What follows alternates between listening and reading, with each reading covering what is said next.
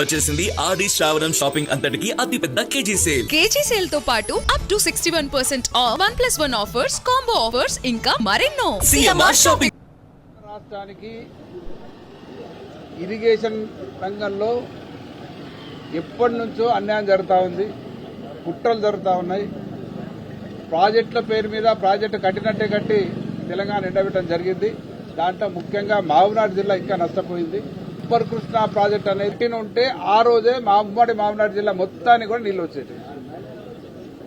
కానీ కుట్రపూరితంగా అప్పుడు ఆంధ్ర పాలకులు కుట్రతోని మరి అప్పర్ కృష్ణా కట్టకుండా దాన్ని డిజైన్ చేంజ్ చేసి దూరాలకు తీసుకొచ్చి 5 TSలకు తీసుకొచ్చారు. ఆ రకంగా ఉమ్మడి ఆంధ్రప్రదేశ్ లో తెలంగాణకు ముఖ్యంగా మహబూబ్నగర్ జిల్లాకు అన్యాయం జరుగుతున్నాయి. అప్పటి నుంచి పోరాటాలు జరిగినాయి. ఈ దాని బేసిస్ మీద తెలంగాణ ఉద్యమం స్టార్ట్ అయింది. పారమూరు లిఫ్ట్ ఇరిగేషన్ కంప్లీట్ అయితే మొత్తం జిల్లా మొత్తం సస్యామలం అయ్యేది. ఆ సమయంలో మా ప్రభుత్వం పోవడం, కాంగ్రెస్ రావడం, మరి ఈ సందర్భంలో 3 సంవత్సరాలుగా ఒక్క చిన్న పని కూడా మహబూబ్నగర్ జిల్లాలో చేపట్టడం జరగలేదు.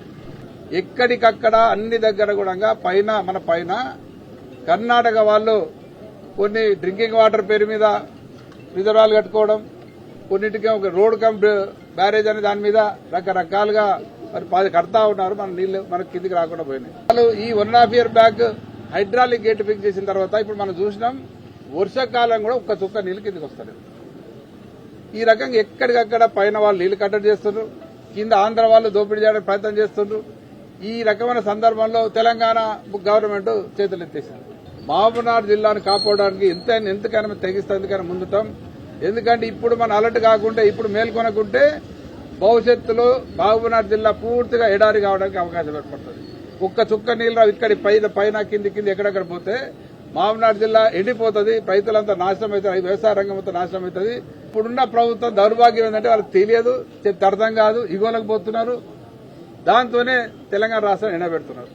అసలు వాళ్ళు ఏం చేస్తారనేది ఎవరికి అర్థమైతలేదు. మహబూబ్నగర్ జిల్లా కాపాడి ఎంతవరకైనా దిగుతాం, ఎంత ఒత్తిడి పెడతాం.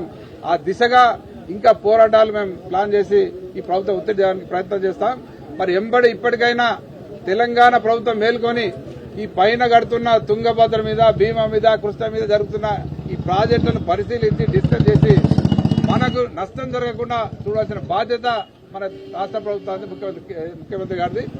మరి అట్లాగే కింద ఆంధ్ర వాళ్ళు చేస్తున్న ప్రాజెక్టులను కూడా మనం దాన్ని ఏ రకంగా అడ్డుకోవాలి, ఏ రకంగా మన మహబూబ్నగర్ జిల్లా హక్కులను నీతిపరంగా కాపాడుకునే దిశగా ఈ ప్రభుత్వం పనిచేయాలని ఈ సందర్భంగా డిమాండ్ చేస్తాం.